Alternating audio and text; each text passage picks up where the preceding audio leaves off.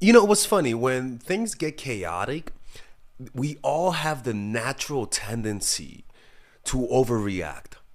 And that overreaction doesn't lead to just you sitting down and actually thinking about it in the midst of chaos. What happens is that we tend to overreact. In other words, we tend to do too much, right? Rather than being quiet, we talk too much. Rather than standing still, we move too much. And in that moment, we make mistakes. The chaos, the intensity of the moment of uncertainty causes us and compels us to make mistakes. And so a lot of all of this, when it comes to life and dating, it's not really about the strategies that you know. It's really about developing a presence of mind, learning to keep calm. And how do you develop that presence of mind? You develop that presence of mind not through just exposing yourself to conflict, but literally sometimes just retreating and pulling away. Because a lot of people said, Father Alex, I wish I knew your strategies back then. I think I would have never made a mistake. The truth is, you could have known all the strategies that I teach.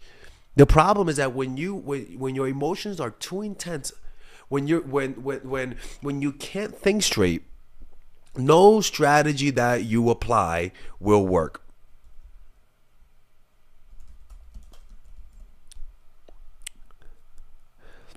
So let me show you why. It's not about what you know, but about having that presence of mind. Because once you develop that presence of mind, once you pull away, because pulling away gives you space to think. Pulling away is a disengagement strategy. It's a strategy so that not to learn strategies, but to see things from a different perspective, and at the same time, it changes the way a person perceives you. But let's listen to this quick. Amidst the turmoil of events, do not lose your presence of mind. The counterbalance strategy. In the heat of battle, the mind tends to lose its balance. Too many things confront you at the same time. Unexpected setbacks, doubts, and criticisms from your own allies. There's a danger of responding emotionally with fear, depression, or frustration. And this is why it's important to pull away. Because it'll maintain your presence of mind pristine. What people want to do, if you're talking to someone, what they want to do is to get you emotional. You know that emotional state when you like someone, when you just start making mistakes after mistakes after mistake, and for some reason you cannot stop. There's something compelling you to make mistakes. It's because you have lost your balance. It is vital to keep your presence of mind, maintaining your mental powers whatever the circumstances.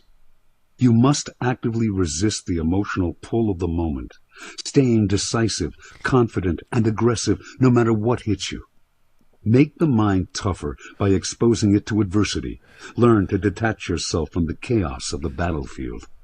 Let others lose their heads. Your presence of mind will steer you clear of their influence and keep you on course. So rather than you lose presence of mind, I'm going to teach you how to get them to lose their presence of mind. Well, first of all, right, the first thing that happens when you pull away, obviously you gain a different perspective, but that's for the later part of the video. The first thing that happens is that respect goes up. Respect goes up, right?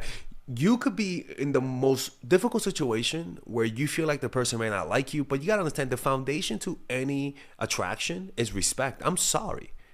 Because I rather have respect and not like me rather than you like me and not respect me. Unfortunately, the foundation to all human relationships is trust and respect. So once you pull away, you create that. Let me show you why. Use absence to increase respect and honor. Judgment. Too much circulation makes the price go down.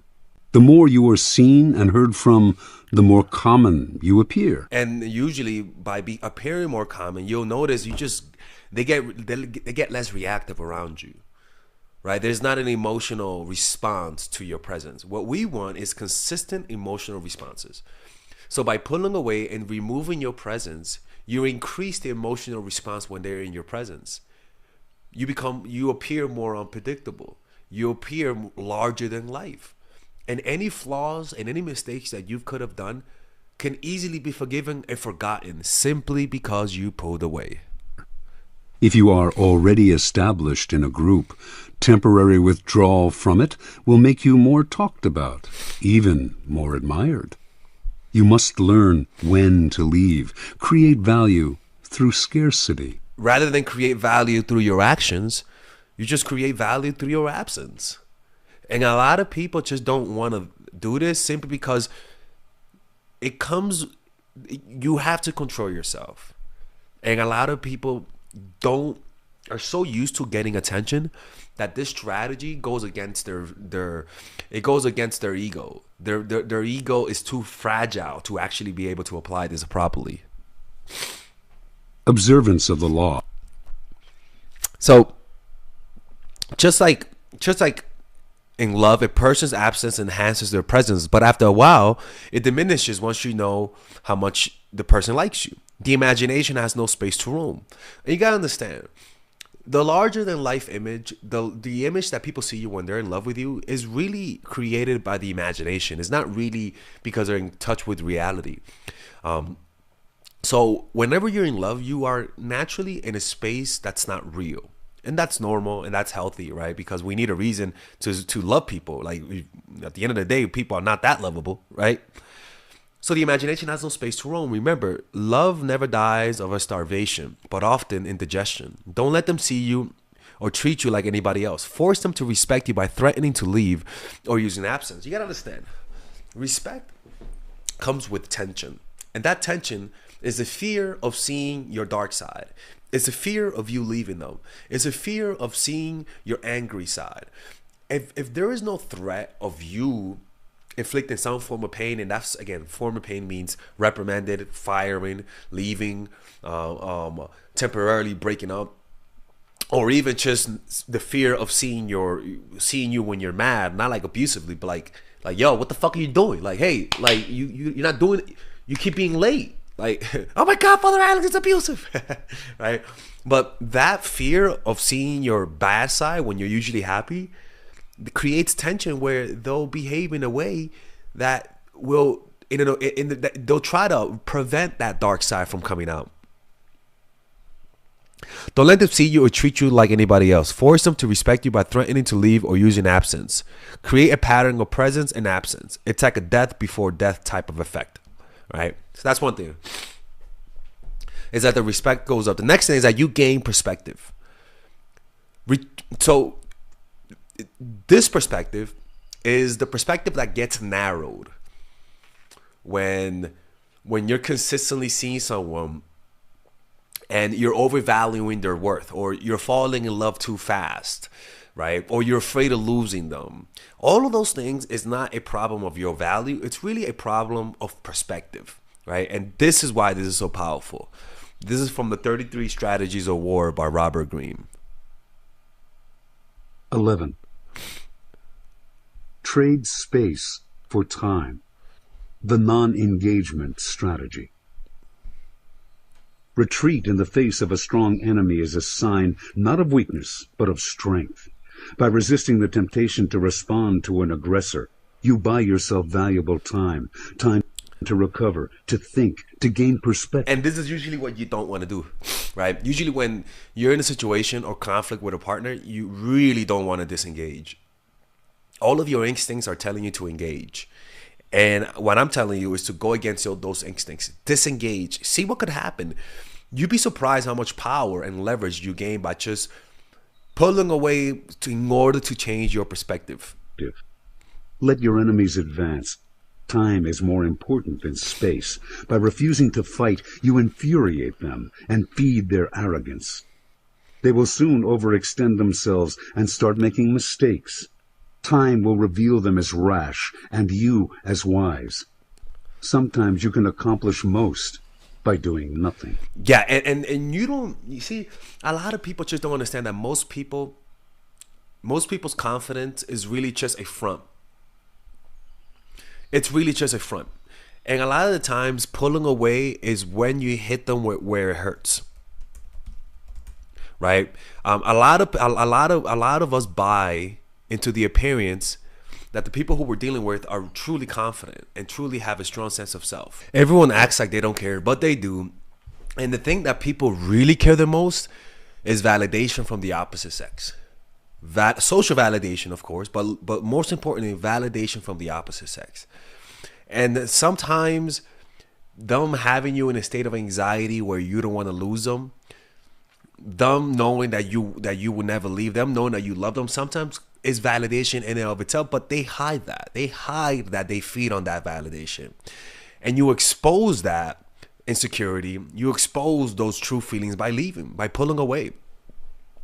And you remove that validation, which then, if you wait long enough, you'll notice that this person that seemed ultra confident, all of a sudden is begging to have your attention. That doesn't happen often, but if you're actually with them and you're going out with them consistently, this is most people. The thing is, most people just really try hard to hide that. They really try hard to hide how dependent they are of you. And unfortunately, if they don't show you that they're depending on you when you leave, then they're not meant for you, people. It's just that simple. This is the part that I want you guys to understand, is that it not working means it's working because it's revealing what's going on inside. And what people try hardest the most is to hide how they feel. Hit them where it hurts. The center of gravity strategy. Everyone has a source of power on which he or she depends. When you look at your rivals, search below the surface for that source, the center of gravity that holds the entire structure together. That center can be their wealth, their popularity, a key position. And sometimes that center is literally the confidence you imbued in people because of your unwillingness to leave, your willingness to take the bullshit. Like literally, sometimes we create a center of gravity because of our excessive validation. And sometimes literally leaving, you decenter them, you hit them where it hurts. A winning strategy. Hitting them there will inflict disproportionate pain. Find what the other side most cherishes and protects. That is where you must strike. Right? And usually it's just their emotions. Getting them to become emotional. Getting them to become impatient. Getting them to imagine the worst. And that usually just comes down to from you just subtly pulling away. It's just as simple as that. Their brain will do the dirty work for them. So you gain perspective. Retreat in the face of a strong enemy is a sign not of weakness, but of strength. By resisting the temptation to respond to an aggressor, you buy yourself valuable time to recover, to think, to gain perspective. Let your enemies advance. Time is more important than space. By refusing to fight, you infuriate them and feed their arrogance. They will soon overextend themselves and start making mistakes. Time will reveal them as rash and you as wise. Sometimes you can accomplish You gain perspective because retreat allows you to find yourself and remove yourself from the infecting influence of other people, right? Why? Because some people want you to be there. They want to put pressure on you so that you don't think straight. They want to almost like a blitzkrieg strategy, where they put so much pressure on you, you lose the ability to think straight, and then you make mistakes, which reveals your strategy. And when you make those types of mistakes, you make even more mistakes. Why? Because we start to respond. We usually respond to things routinely and mechanically instead of understanding their differences. So rather than responding to the actual moment, we respond to our fantasies, because by them putting pressure on us, we collapse on the inside, and we start projecting our fears, right? It's like a boxer who's told to box right, but as soon as things get chaotic, they forget the strategy they were applying and they start boxing out of instinct. And this is what usually happens. And when this happens, you just go back to your habits and you literally start to make the mistakes you promised not to make. And you say to yourself, why do I keep doing this? Why do I keep making these same mistakes? It's because you're not allowing yourself time to retreat. You're not giving yourself proper distance from that person or from the group, so that you could actually start to see the difference between this situation and the other ones, so that you don't respond mechanically. And we do that because we're humans. We get infected by the other person's mood and the other person's tempo. Right? So they might be going too fast for us, and because we sort of don't know how to stop it, we go at their pace and we make mistakes. Sometimes it's better to just stop everything, slow things the fuck down, and say, hey, look, I'm gonna take a step back, and you just start pulling away. Because the next thing will happen is that they become the aggressor, right? And the reason why it's important for them to become the aggressor is because you want them to come to you instead. Law 8. Make other people come to you. Use bait if necessary. Judgment. When you force the other person to act, you are the one in control. It is always better to make your opponent come to you, abandoning his own plans in the process. Lure him with fabulous gains, then attack. Right? You So hold the cards. by you getting them to become the aggressor because you stop doing something, you literally stop acting, and you get in a defensive position, which will force them to come to you. Your enemy wants you to react. They start to overextend themselves and make mistakes because you're not reacting to them. They reveal their emotions, they reveal their intentions, and you pretty much gain leverage because of that. Remember, in life, what could go wrong will go wrong. And in war, what could go wrong will go wrong. You create that type of chaos where they lose all of their strategies and act out of emotion exactly what you want. So then, because of that, because you're creating that type of chaos, they're getting aggressive, they're getting impatient. What could go wrong will go wrong. And usually it's in your favor.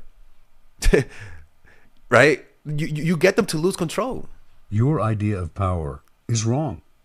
You have mistaken aggressive action for effective action. And most often, the most effective action is to stay back, keep calm, and let others be frustrated by the traps you lay for them, playing for long-term power rather than quick victory. Remember, the essence of power is the ability to keep the initiative, to get others to react to your moves, to keep your opponent and those around you on the defensive. When you make other people come to you, you suddenly become the one controlling the situation. And the one who has control has power. And if they don't come to you, when you're pulling away, then you don't want that. Fuck that. Nah, I'm good. You really are that happy without me, then I don't want to be with you. And and that is the ultimate leverage. You just have to be okay with that reality and not try to change it when you get the results that you don't want. If you apply this, your mind will be in a supreme state of peace when it comes to dealing with the opposite sex, when it comes to dealing with people in your life.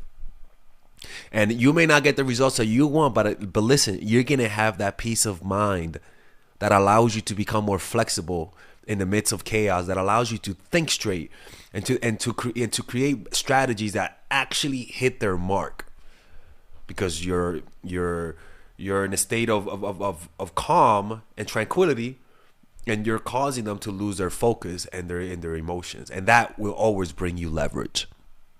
And that's the power of pulling away, people. These are the 3 amazing things that will happen when you pull away.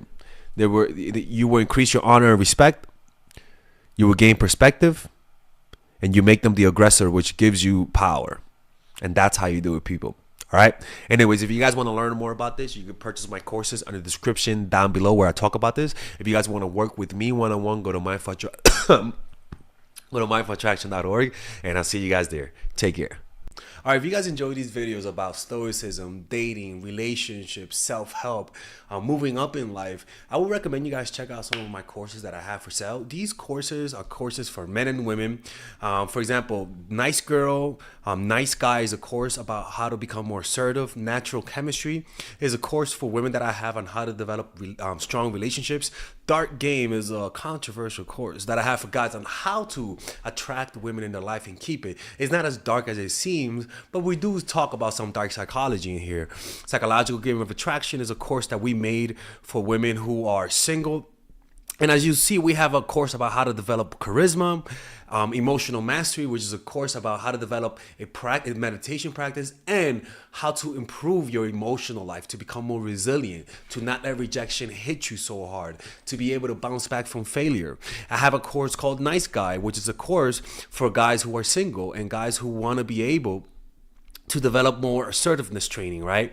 Most of these courses come at $99. And there you can also purchase the bundle where you guys can purchase all of the courses in one go at a discounted rate, right? We have a bundle for women and a bundle for men. So click in the description down below to check them out. You can browse around and see the courses that you like. And if you don't like them, you guys can ask for a 30-day money-back guarantee, and I'll give you guys the money back, okay? And in fact, we actually have a new one for women right now we're developing. It's called the Feminine Woman. So if you're a woman watching, this course is specifically to help women become more feminine, to embrace their feminine while embracing their masculine energy. And I'm actually going to make a course for that, like that for men, which is called the Masculine Man, which is a course on how to develop masculinity and develop masculine energy to attract women in your life, to attract business success in your life, to be able to be better socializing, to read people better. It's truly an all-around course. So if you guys want to check out those courses, click on the description down below where it says purchase the courses, and I'll see you guys inside. Bye-bye.